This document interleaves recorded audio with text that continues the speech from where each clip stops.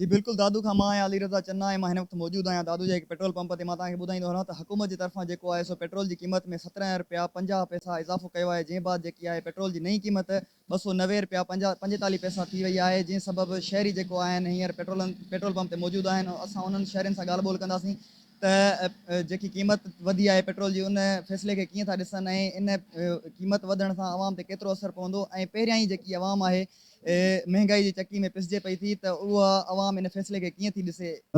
हुकूमत माशाला ॾींहों ॾींहुं मोहबत कंदी थी वञे, आवाम सां इहो मोहबत या बम कराईंदी थी वञे। ग़रीब तबिको ॾींहों ॾींहुं पोइते, ग़रीब तबिको वञे काॾे। 9,000 पघार उन मां घर जो ख़र्चु हलाए, मायूं ॿाले ॿार पाले काॾे करे, स्कूल जा ख़र्च, स्कूल जूं फीसूं वधंदियूं वञनि। हुकूमत पघार वधाइण त मालिकनि मुलाज़िम वधाइनि कोन था। ॾींहों ॾींहुं ख़र्च जा अखरात वधंदा वञनि, पेट्रोल महांगनि थियण सां भाॼी चढ़ी वञे, हर शइ चढ़ी वञे, ग़रीब तबिको वञे काॾे। हुकूमत के इहो मुतालबो आहे त महिरबानी करे सस्ताई करे असांखे पेट्रोल सस्तो करे ॾिए, अटो सस्तो करे ॾिए, कम जूं शयूं सस्तियूं करे, ॿियूं असां अफोर्ड करे वेंदासीं। अटो ऐं असां खंड चीनी चांवर वग़ैरह अफोर्ड नथा करे सघूं। 500 मज़दूरी कमाइण वारो मज़दूर आहे, हे भाऊ बीठो आहे न, 500 रुपया कमाए थो। 500 कमाइण में हुनजो घर छा हलंदो?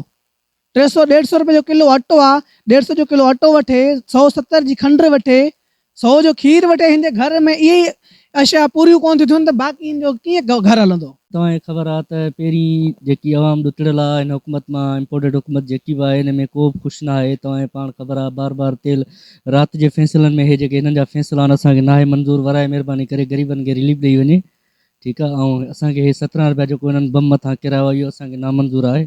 ऐं जेकियूं असां पघारूं वग़ैरह खणूं था, उन में असांजो गुज़र सफ़र नथो थिए। तव्हां ऑटो ॾिसो केॾो महांगो लॻो पियो आहे, तेल ॾिसो बार बार हे राति जो चाढ़नि था। हे कहिड़ी अदालत आहे? काॾे माण्हू मरी विया छा? कहिड़ी हुकूमत आहे? असांखे का सम्झ में ॻाल्हि ई नथी अचे। बिल्कुलु तव्हां शहरनि जूं ॻाल्हियूं ॿुधियूं। शहरनि जो इहो चवणु आहे त हुकूमत जी तरफ़ां 17 रुपया पेट्रोल जी क़ीमत में इज़ाफ़ो करे आवाम जे मथां बम किरायो वियो आहे, जंहिं सबबु आवाम सख़्तु परेशान थी वई आहे ऐं आवाम पहिरियां ई महांगाई जी चकी में पिसजी रही, ऐं वरी हुकूमत जे तरफ़ां पेट्रोल जी क़ीमत में इज़ाफ़ो करे आवाम खे मज़ीद जेको आहे सो परेशानियुनि में धकेले छॾियो आहे। ऐं हुकूमत खां शहरनि मुतालबो कंदे चयो आहे त पेट्रोल जी क़ीमतुनि में घटिताई करे ऐं आवाम खे रिलीफ ॾिनो वञे। अली रज़ा चन्ना, इबरत न्यूज़, दादू।